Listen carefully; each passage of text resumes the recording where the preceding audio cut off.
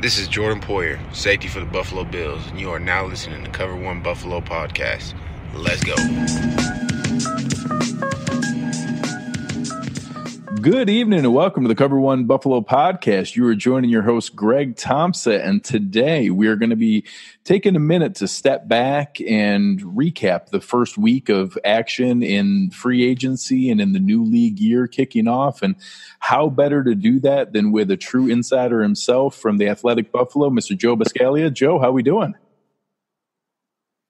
I'm doing great, Greg. Thanks for having me. I'm glad to finally come on and chat some Bills with you.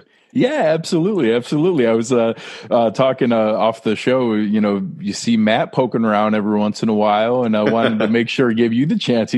He's committing adultery on you. So I just wanted to make sure you had the chance to get your shot.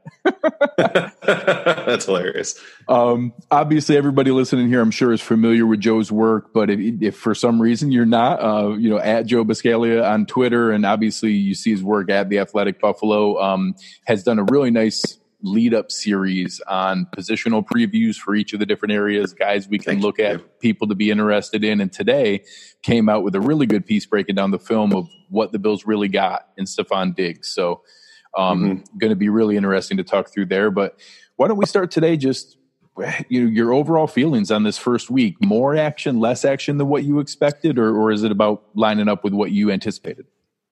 Well, from a Bills perspective, I think it's pretty much what I anticipated. The big question about the entire week was what was going to happen with Shaq Lawson. Would he actually get paid?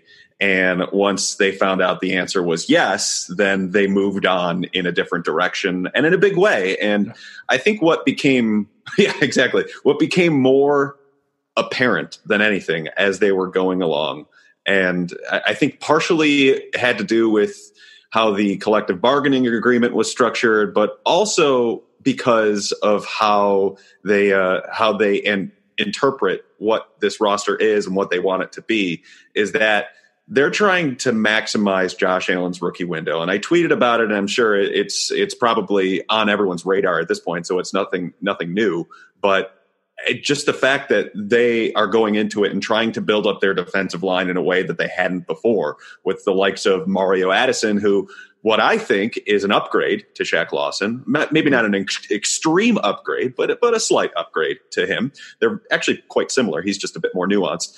And then adding Quentin Jefferson, and then you get Harrison Phillips back. You still have Trent Murphy there, which I know some fans aren't happy with, but I'm sure we'll get into that. But even from there, having A.J. Klein to come in and play the outside linebacker role for probably under 50% of the snaps, and then Josh Norman, they're building up this team around Josh Allen for the next 2 years when they still have the flexibility to do all of these fun, fancy things at all these different positions when they don't have to commit $30+ million a year to the quarterback, or so they hope, if Josh Allen hits, because if he doesn't, then they're kind of back at square one. But yeah, it's very apparent that that's what Brandon Beane's after right now.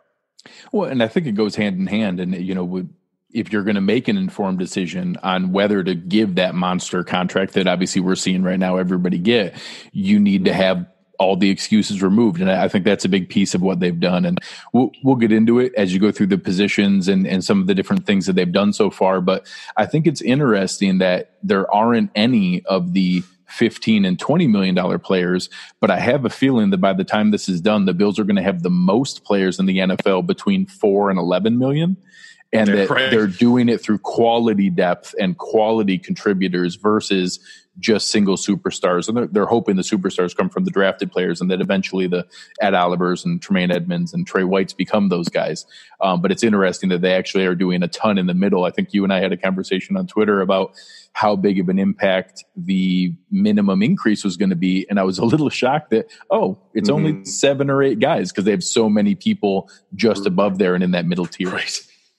Right. So, yeah. And I was going to say, that's a perfect point by you. I mean, they want their stars to come from within, and then they want to pay those guys. I mean, that's how this whole thing is playing out. That's why you're probably going to see a mega deal to Matt Milano, Tre'Davious White, Deion Dawkins.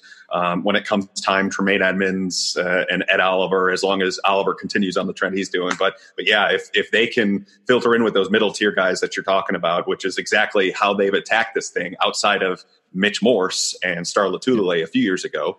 I mean, that is the way Brandon Beane wants to do this thing. And I mean, it's not exactly a poor strategy. I mean, he's quite adept at trying to figure out how to do this thing. And I've been covering this team. This will be my 11th season coming up, and I have seen some pretty poor strategies with how to build rosters over my time, over the short time that I've been covering them for in the grand scheme of things. But it is, they finally have a plan, and it was very evident from day one with what Brandon Beane was all about.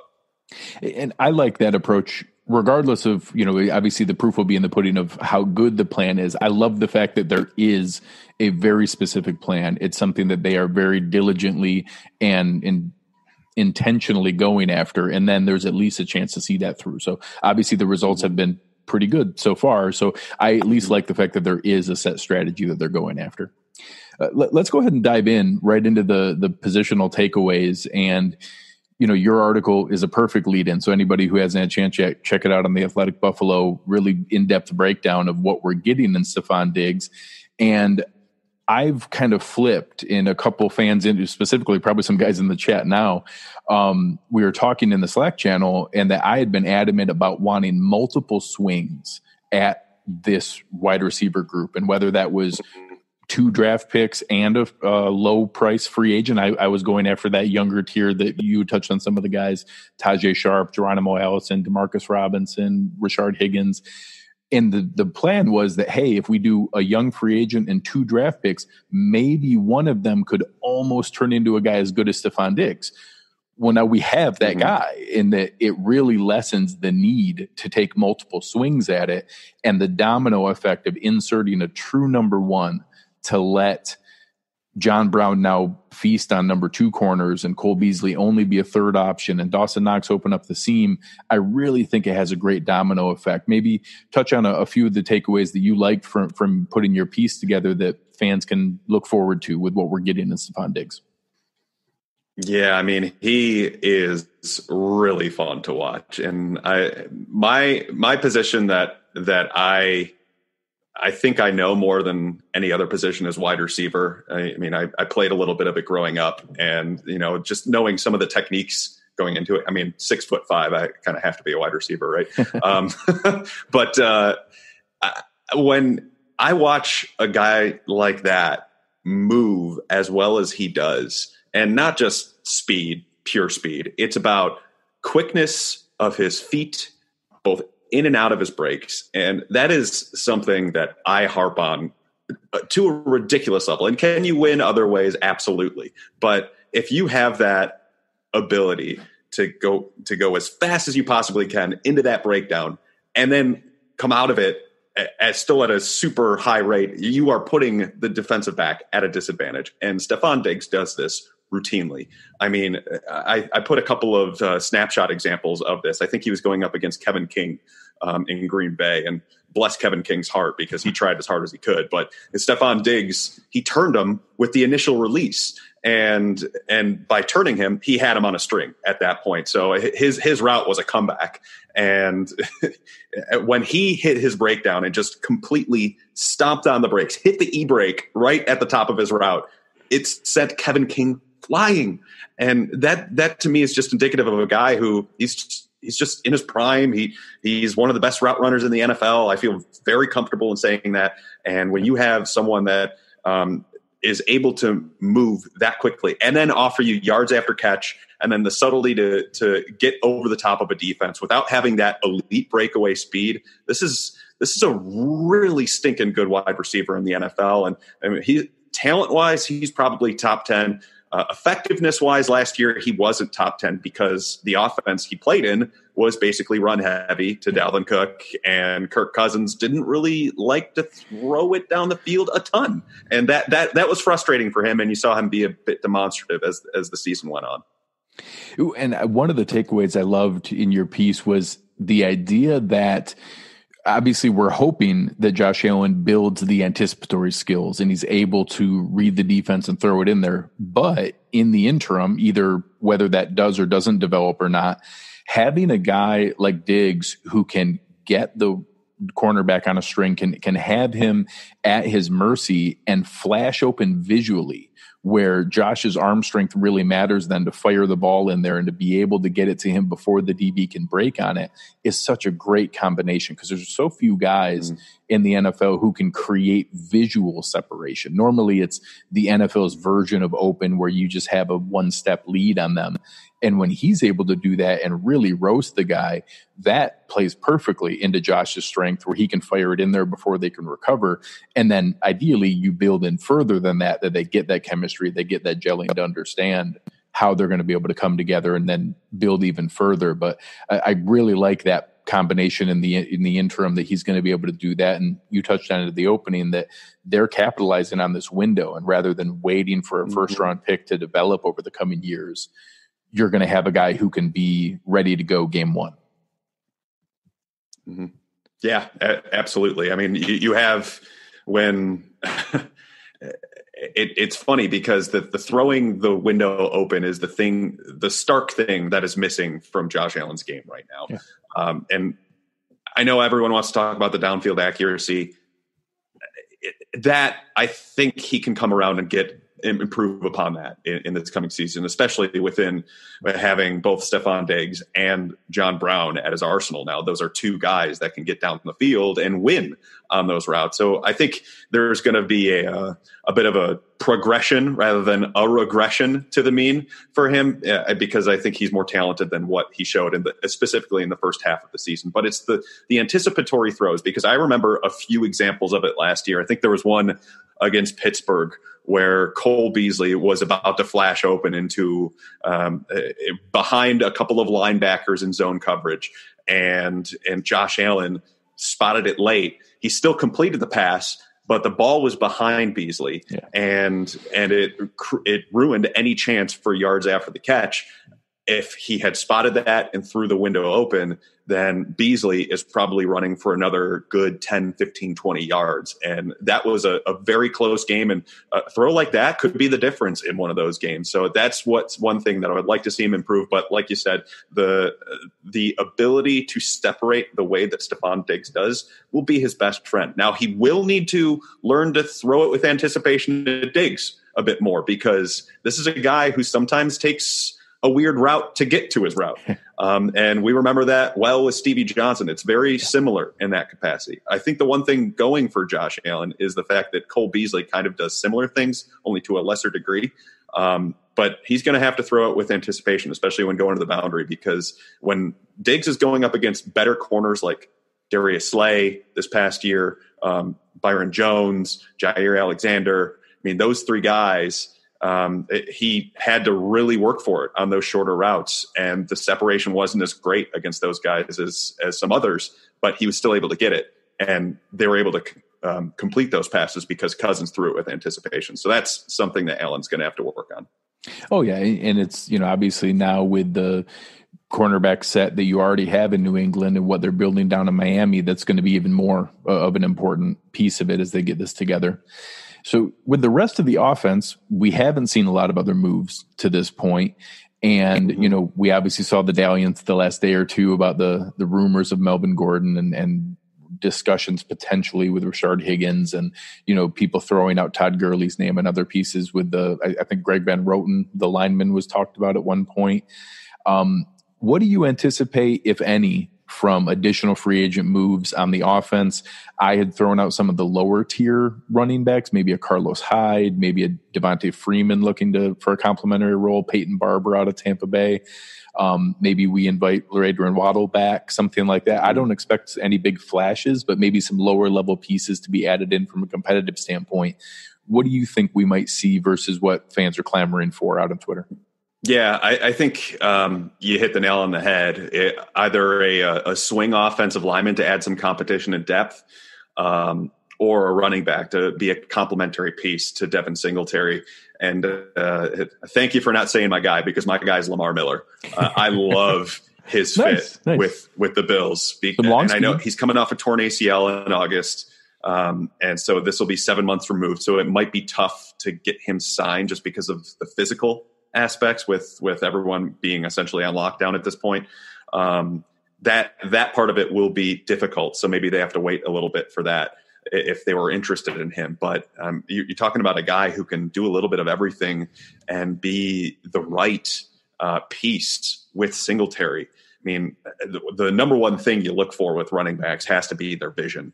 And when I watch Carlos Hyde, it's like, wow, this guy can really put his foot in the dirt and get upfield in a hurry, and he make people pay for trying to go low man on him. But with Lamar Miller, he does it in such a smarter approach, and it's not as flashy as a Hyde because he bowls people over, but it's more efficient.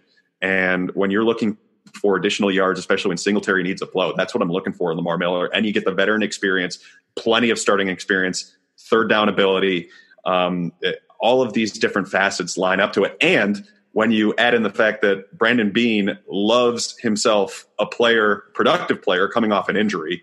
Certainly a pocket he capitalizes on over and over again. Exactly. So when you add all of those things into it, it just, to me, Lamar Miller makes so much sense for them if he'd be willing to come to Buffalo. Well, and I think there's also some informed decision making. Could you talk about Dennis Hickey and Joe Shane, I believe, were in Miami when he got drafted there. That's and then right.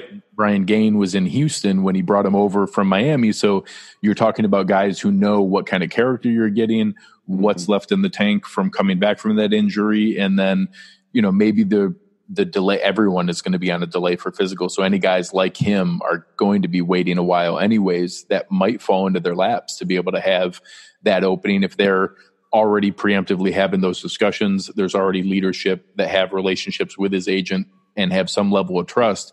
That could be something they could kind of have earmarked to say, hey, when we get around to whenever the heck it is, May, when things get back to, relative normal or whatever the new normal is, that we'll bring him in and do it then. Maybe that's something that we wonder why there's an opening, but it's really kind of handshake in place already.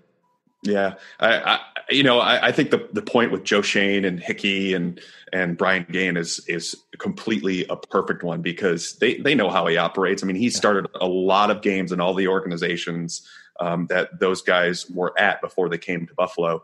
And Shane's got a big voice in that room. And, he's definitely someone that people respect in Orchard Park. Same thing with Brian Gain. These are all good evaluators of talent, and they work their way up. And I think you always look for those connections that you talk about, and Miller certainly has that more so than maybe a Carlos Hyde or Devonta Freeman or some of these other guys.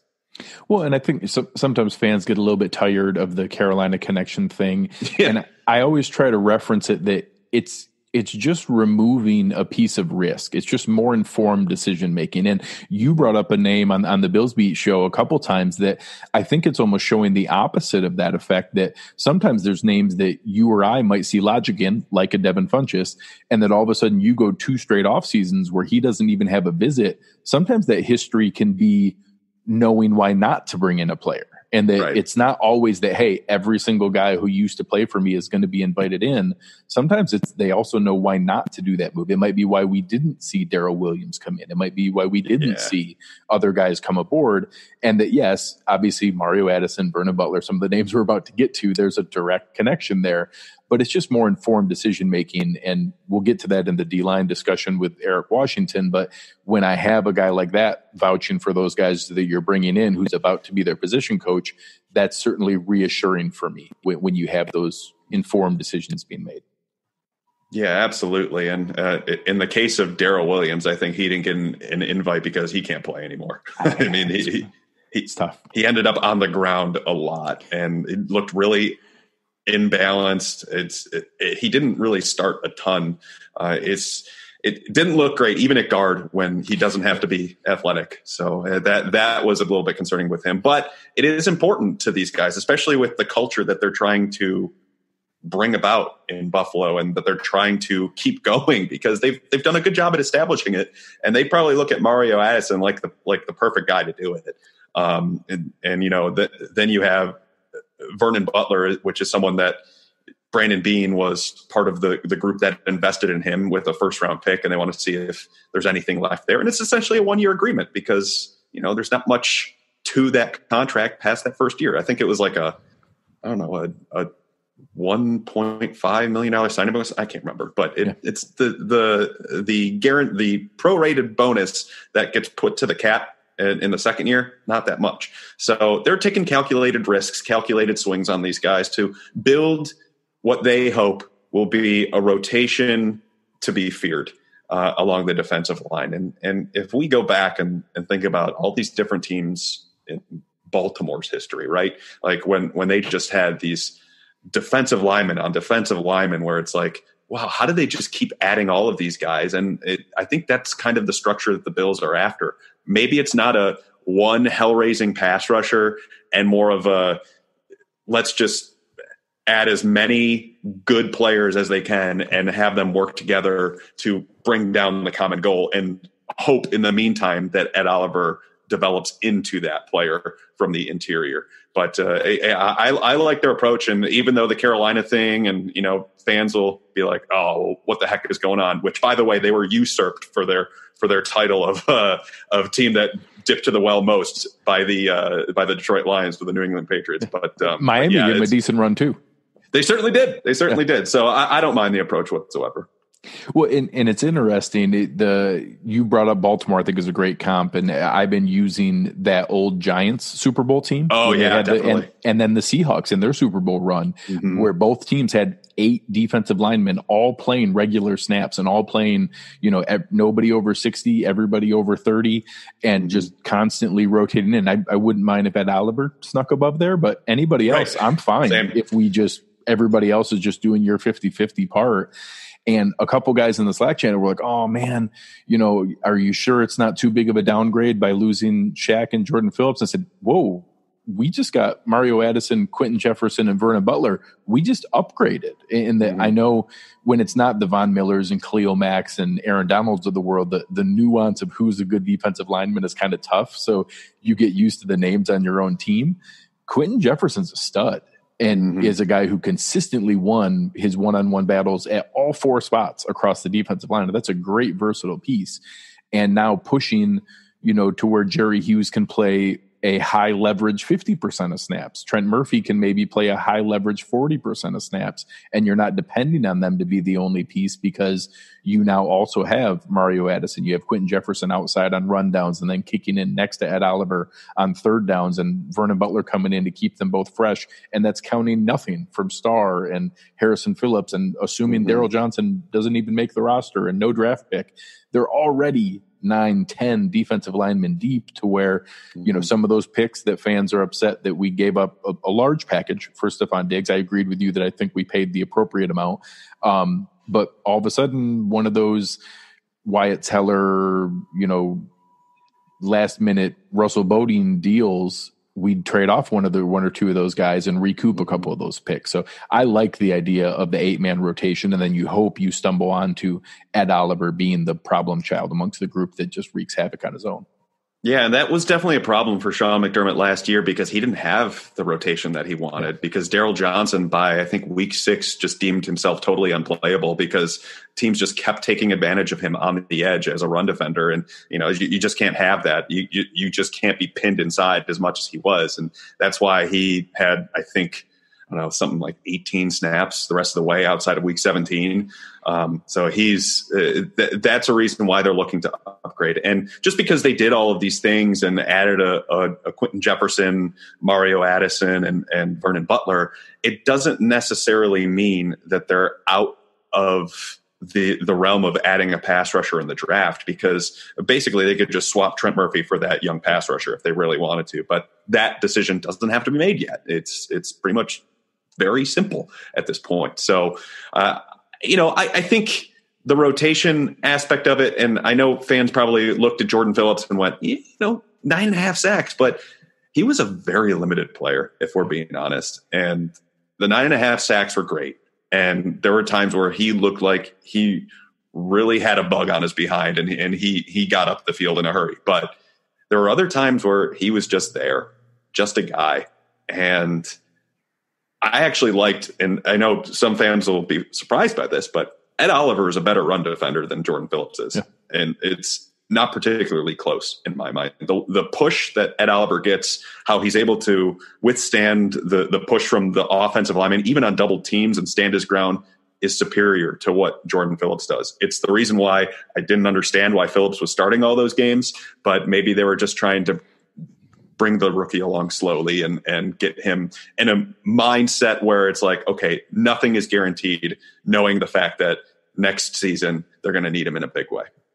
Well, and so it's hard. I always try to be even-handed with Jordan Phillips, and that sometimes the guesswork that he did, and I do think some of it was guesswork, results in that awesome goal line sack that he had against Miami. That was the play before the Trey White pick, where he really helped create that in a game that was getting away from us.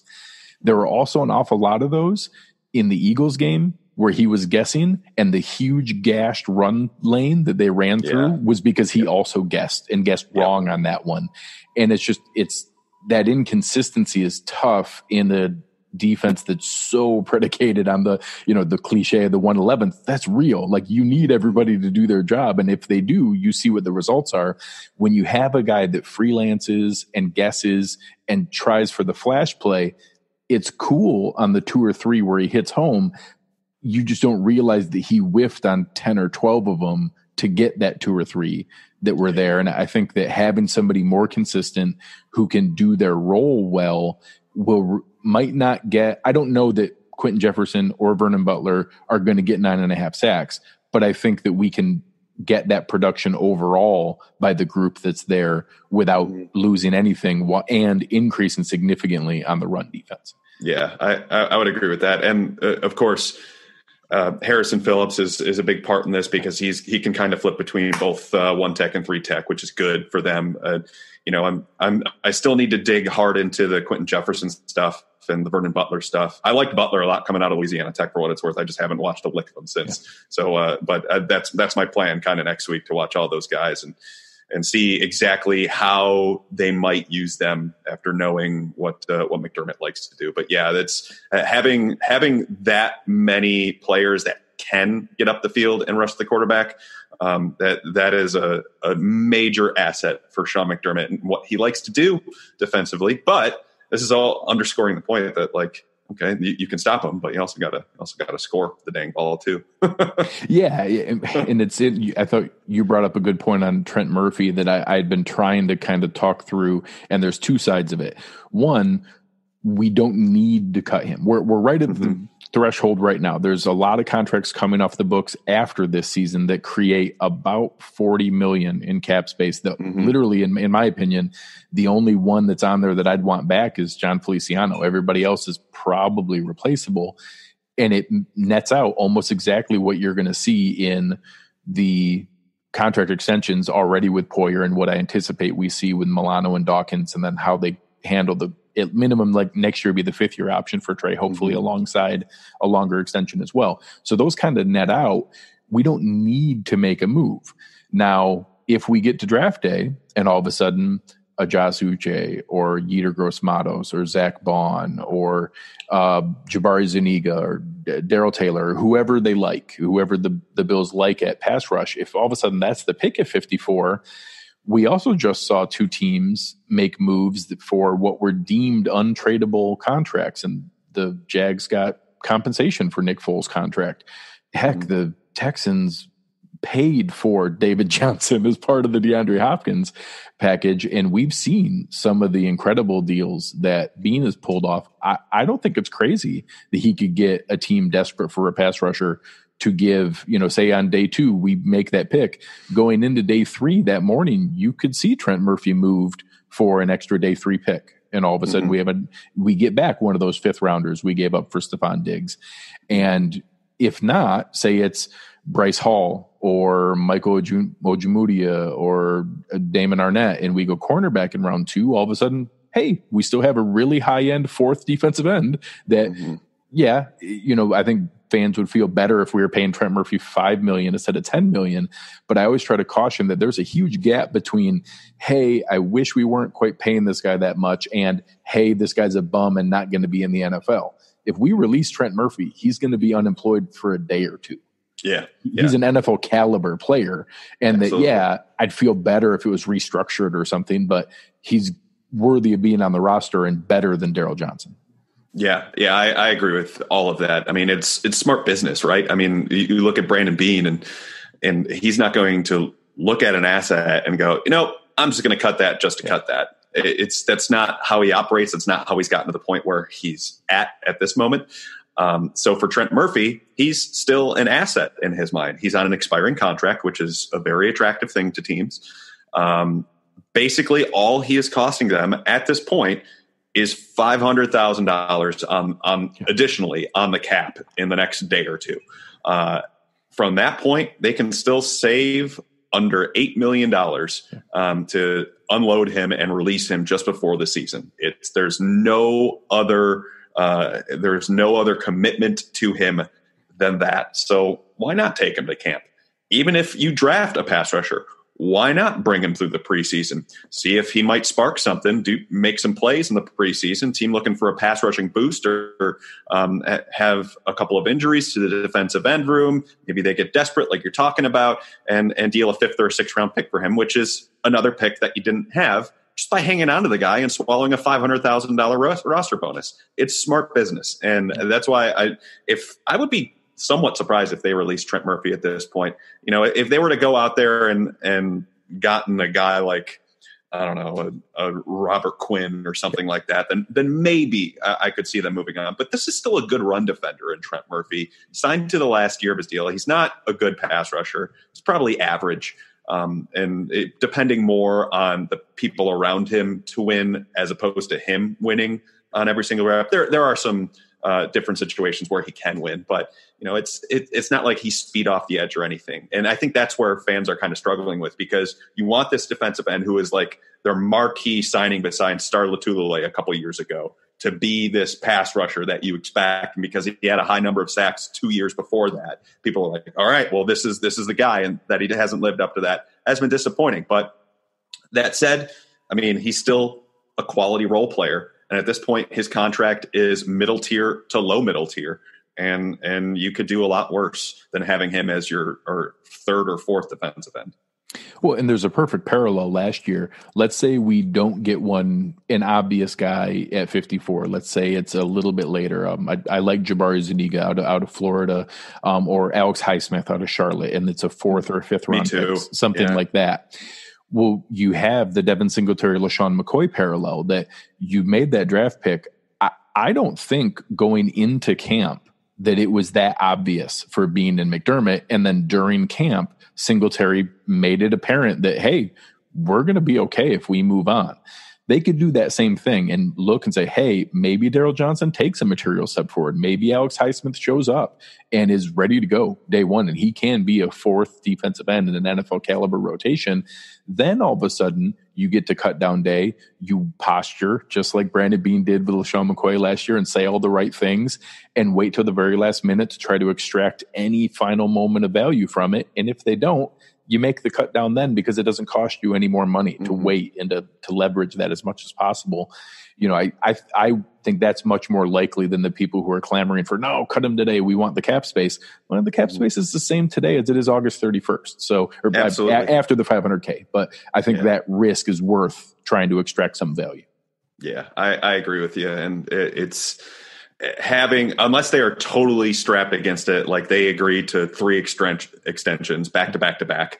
At that point, if you need it, then do it. But if that doesn't happen, like I'm not anticipating Trey White to sign to a long-term extension while he still has a couple of years to watch the market go up. And the fact that it's already at like 16.5, 17 mil for top end corners, that's only going to go up. So it might get to 20 by the time they get to that deal.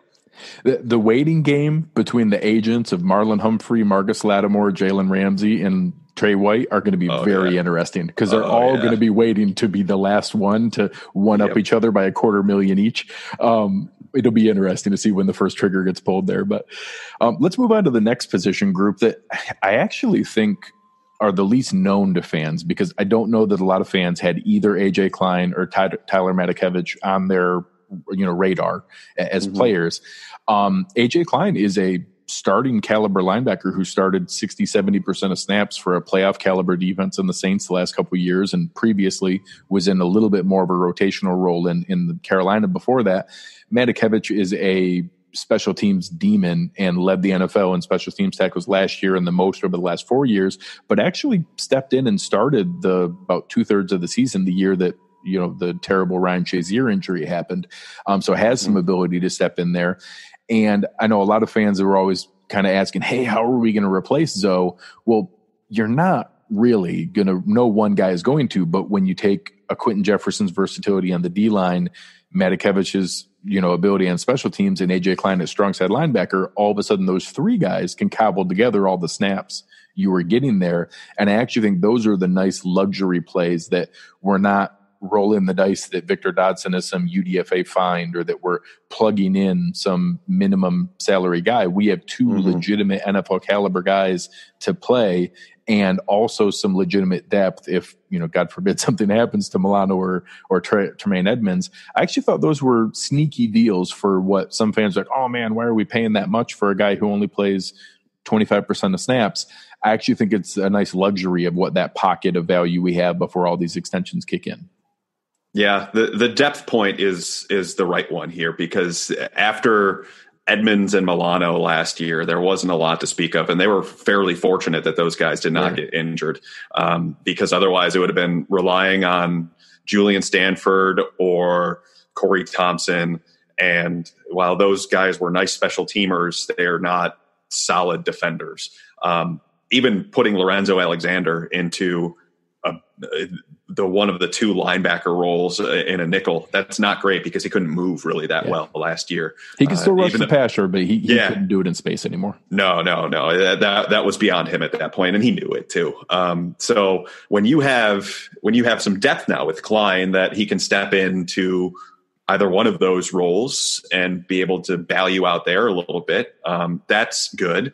And that's not, his contract isn't one where I kind of relate it to the Tyler Kroft one last year. Like, it's not an incredible deal, but it's substantial enough to where you're compensating a player to start if he earns it.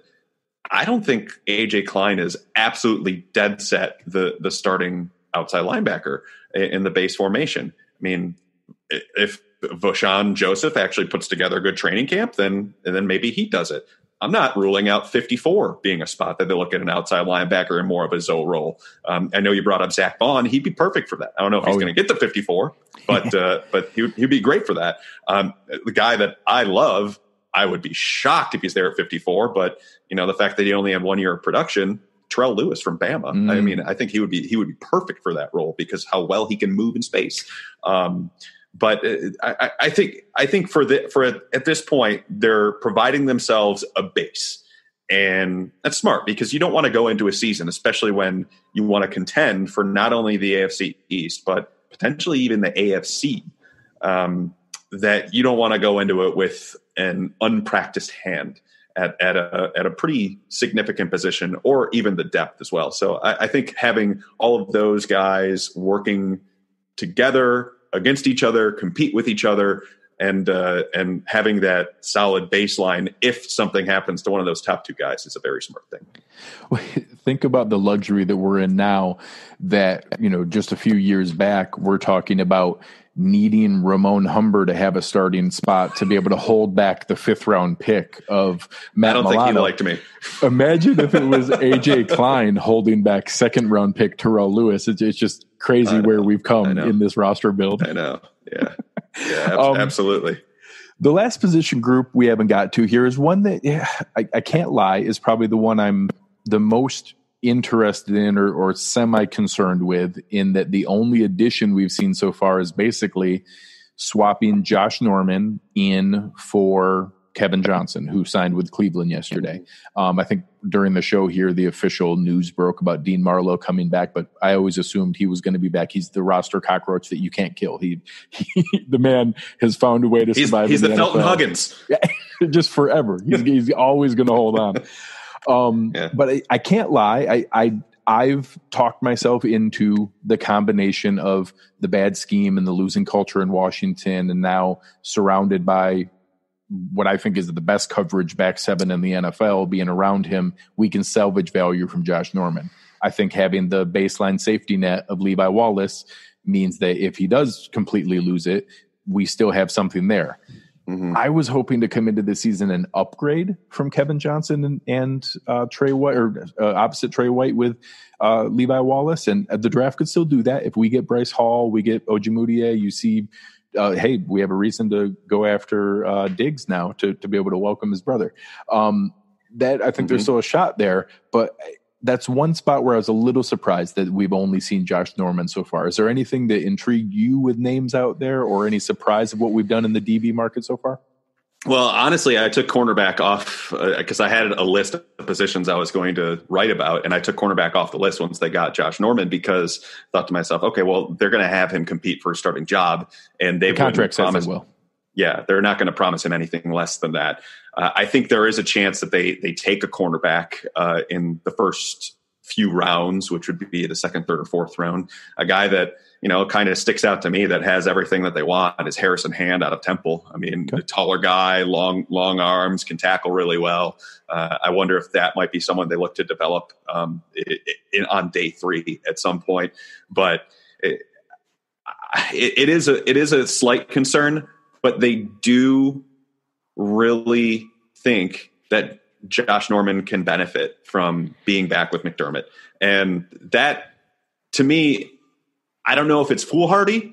After going through and watching Norman's film, I was a lot more optimistic about it than I was going in, because the preconceived notion was, oh, he's getting burned every single play, all of this. And it's like, well, that's not really based in reality, because there are quite a few times where he got left on an island when the free safety just played a hunch, or the middle linebacker that had only, I think, 0 starts to his name at the time was playing a hunch and came down to a deep cross. And, he was playing outside technique, and he has to cover for a deep post down the middle of the field. That's unfair to him at that point, when there should be a player there. So I think all in all, him not going up against that top target, like you talked about, Micah Hyde's going to be his best friend, because Hyde is one of the most discouraging deep ball free safeties in the NFL. Because he's a center fielder back there. That's what he does. He's very smart. So all of these things will help predator. You have an 8-foot wingspan predator in the middle of the field covering. Exactly. That helps things too. So I'm cautiously optimistic about it, but I'm also not out on Levi Wallace. I think he played a lot better than people thought he did, and he had a really bad game against the Browns. But he played really well for a lot of the season, and he's got all of the characteristics that they like in their corners too. Well, there was a good question in the chat here about, how much you would blitz around a guy like Norman versus zone and man. And I don't know that it discourages the blitz as much as you obviously are going to be very conscious of not letting the team isolate Norman and man. I think the Bills disguise coverage as well as any defensive backfield in the NFL. So I actually think there's some positive to having him trail, having it look like he's in man when it's actually just disguised zone. I think they did that a ton last year, where they would do a false trail and make it look like they were following along and give the quarterback the key that it was man. And then all of a sudden they would just drop back into a new zone, and they were just so comfortable together. And when every other piece of the back seven is returning from the previous year, you have such clean communication, and having a veteran coming back into the same system who knows the game well enough. I think that we can either salvage it, or we can know quick enough that it's got to go to Levi. But I think that the baseline safety net is better than what fans think. Yeah, absolutely. So that's at least something to hang your hat on with that. I think the one area that maybe they could look to address even still is at nickel, because Taron Johnson is nice and he's a good player when he's healthy. But that's kind of a big detracting statement there, because he has not been available as much as they would have wanted. And he's a little bit of a slighter build. And when you have someone that is playing that much of an important position on your team, because they're in nickel more often than they're in base. Oh, yeah. When you have that player potentially not being available to you, that's tough. So I think if you look at someone that can play that Buffalo role, the big nickel, that actually has the athletic skill set to even chip in as the regular nickel.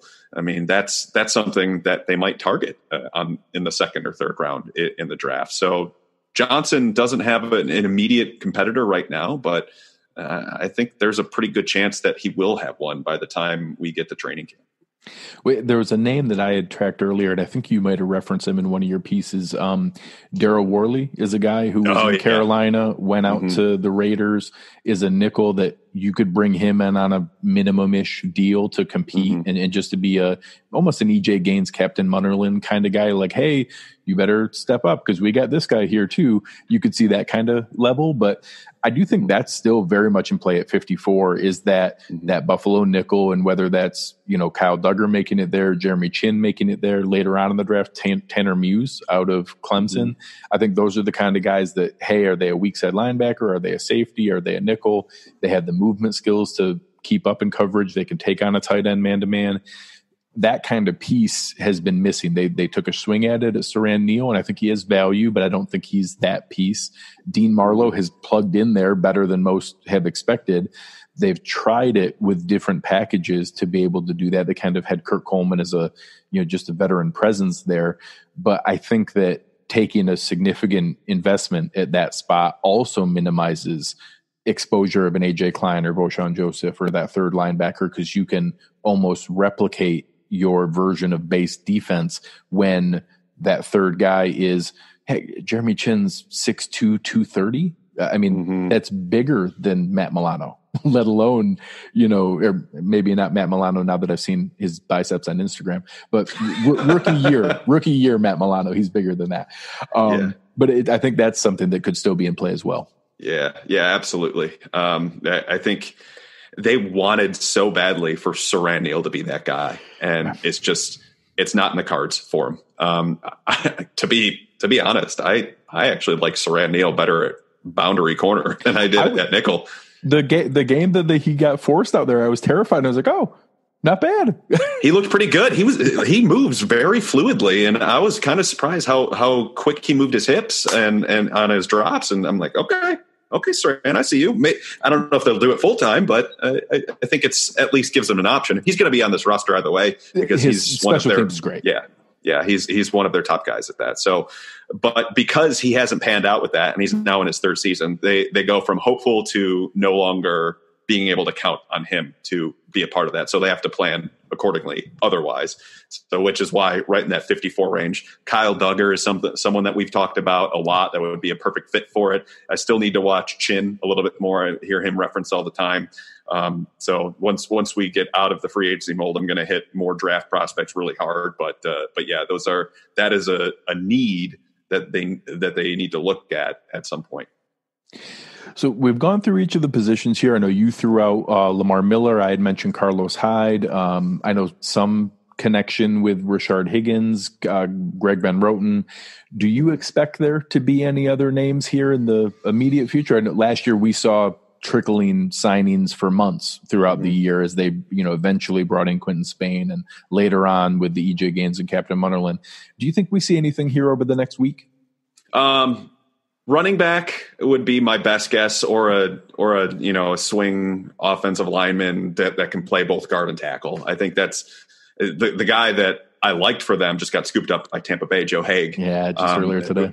So he had the history with Bobby Johnson. It was a really cheap deal too. I think it was 1 year, 2.3. So that was a good value signing by them. But yeah, something along those lines where they help build up the depth of the offense a little bit, because they do need that. I think when you go into the season only having TJ Yeldon as your primary veteran ball carrier behind Devin Singletary, that's a bit of a problem because you can't trust him.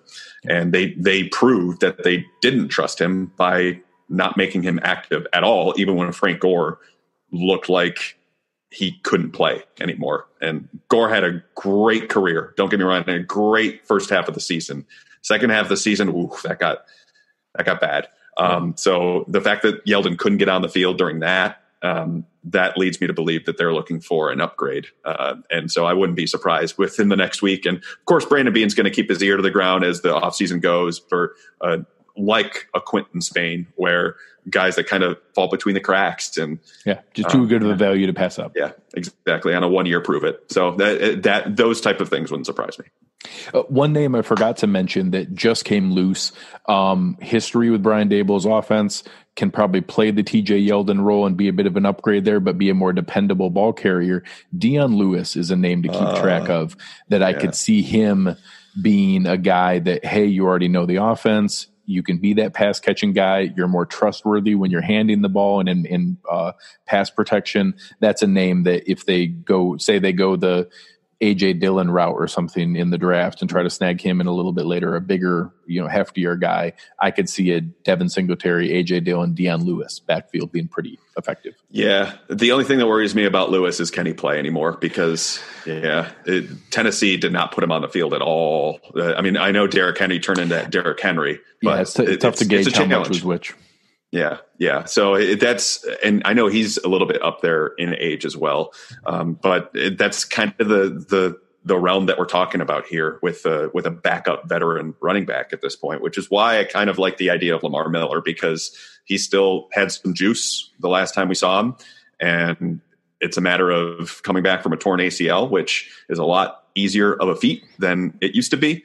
But still, it's a calculated risk nonetheless.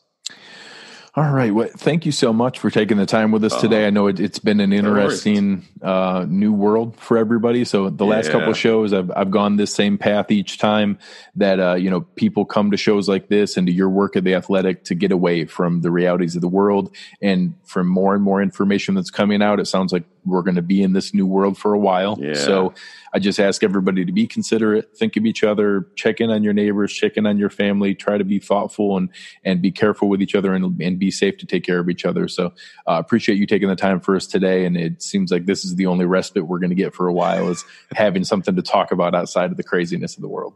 Absolutely. Thank goodness for free agency, for the distraction for all of us. It's been great. I mean, I didn't know I was going to spend 3 days of my life watching Stephon Diggs, but here we are. But yeah, thank you so much for having me on. This has been a blast, and to interact with everybody out there. It's cool to know that there's like a community around complete nerds with football, even the financial part of it. And that we're all kind of like coming together at a time like this. It's a pretty unique thing and very humbling all at the same time. Appreciate it very much. I'm going to hold you to it. I'm going to have you back on again, and we'll go through what comp pick bingo really means for some of the fans, so we can get excited as we see some of these contracts shake out. But thanks for your time today. I'm all the way in, Greg. Thanks so much, man. Appreciate it. Check out Joe's work at Joe Buscaglia on Twitter, at The Athletic Buffalo. Check out everything he's got going on. Just released an awesome piece on the details of Stephon Diggs just a couple hours ago. Going to be worth your time. Thank you for joining everybody today. The chat was awesome. Appreciate all you guys. You've been listening to Cover One Buffalo, and we are out.